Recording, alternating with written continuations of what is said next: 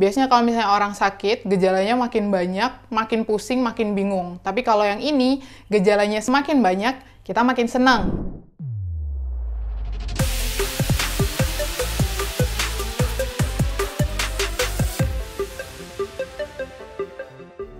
Masih ingat nggak teman-teman, video pertama kita di tahun 2021 ini yang membahas tentang kerendahan hati. Nah, kalau misalnya kalian belum nonton, kalian bisa nonton di link yang ada di ujung sini. Kalian nonton videonya, terus tonton video ini juga. Dan jangan lupa like, komen, share juga ke teman-teman kamu, subscribe channel ini, dan klik tombol notifikasi biar kita bisa belajar bareng-bareng terus. Nah, di video kali ini kita mau membahas tentang gejala kerendahan hati. Biasanya kalau misalnya orang sakit, gejalanya makin banyak, makin pusing, makin bingung. Tapi kalau yang ini, gejalanya semakin banyak, kita makin senang. Kita senang karena kita sudah melakukan apa yang baik, dan itu jadi semangat kita untuk melakukan hal yang lebih baik lagi ke depannya. Kita mau cek gejala apa saja yang muncul dalam hidup kita. Yang pertama, kita selalu mengutamakan apa yang benar, bukan siapa yang benar.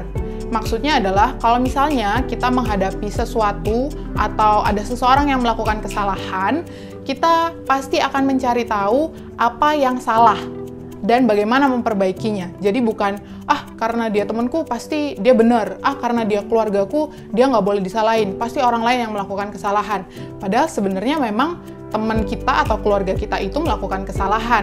Tapi karena mereka kerabat kita, jadi kita merasa, nggak boleh, pokoknya mereka nggak boleh disalahin, dan orang lain pasti yang salah.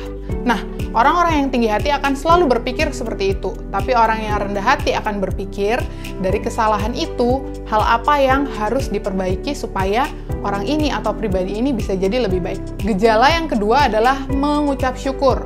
Orang-orang yang tinggi hati akan bilang, saya sekarang ada di sini ya karena memang saya mampu, saya bisa, saya jago.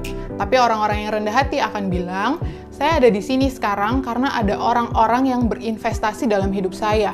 Ada orang-orang yang Tuhan kasih dalam kehidupan saya, mereka memberikan waktu, mereka memberikan tenaga, bahkan mungkin dana yang mereka punya dan apapun yang mereka bisa berikan supaya saya bisa bertumbuh dan menjadi pribadi yang lebih baik.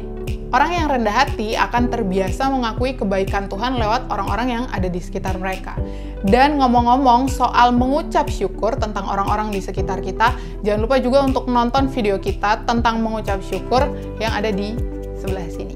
Gejala yang ketiga untuk orang-orang yang rendah hati adalah mudah diajar, bisa dievaluasi, mudah diberitahu. Orang-orang yang tinggi hati kalau misalnya dikritik, dikasih masukan, dikasih saran, pasti akan berpikir, gimana sih caranya supaya orang yang mengkritik saya itu bisa saya kritik balik?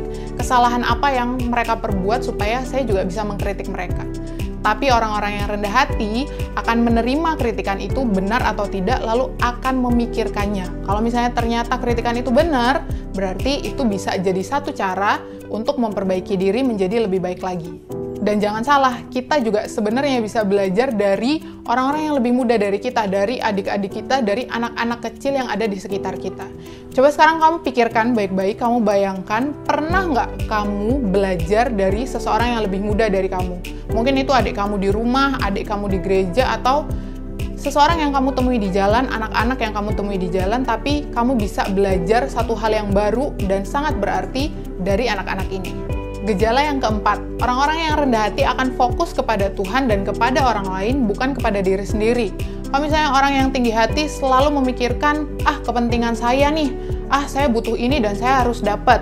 Tapi orang-orang yang rendah hati akan memikirkan bagaimana caranya dia mampu menolong orang lain. Seberapa sering sih teman-teman kita memikirkan kebutuhan orang-orang lain dalam doa-doa kita, terutama mereka yang mengkritik kita.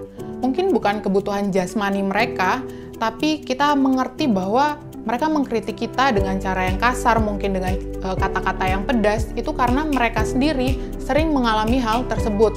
Dan sebenarnya saat kita mengerti itu, kita bisa membantu dan menolong mereka juga untuk bertumbuh dan berubah. Gejala yang nomor 5 adalah otentik alias asli, nggak fake sama sekali. Sikap yang kita tunjukkan di depan orang lain dan bahkan saat kita sendirian adalah sikap yang sama dari diri kita sendiri. Jadi bukan untuk mencari perhatian atau mendapat pengakuan sama sekali. Rendah hati nggak bisa dicampur dengan kepalsuan teman-teman.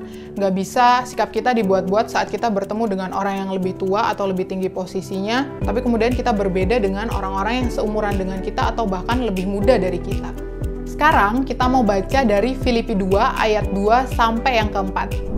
Karena itu sempurnakanlah sukacitaku dengan ini. Hendaklah kamu sehati sepikir dalam satu kasih, satu jiwa, satu tujuan, dengan tidak mencari kepentingan sendiri atau puji-pujian yang sia-sia. Sebaliknya, hendaklah dengan rendah hati yang seorang menganggap yang lain lebih utama daripada dirinya sendiri, dan janganlah tiap-tiap orang hanya memperhatikan kepentingannya sendiri, tetapi kepentingan orang lain juga.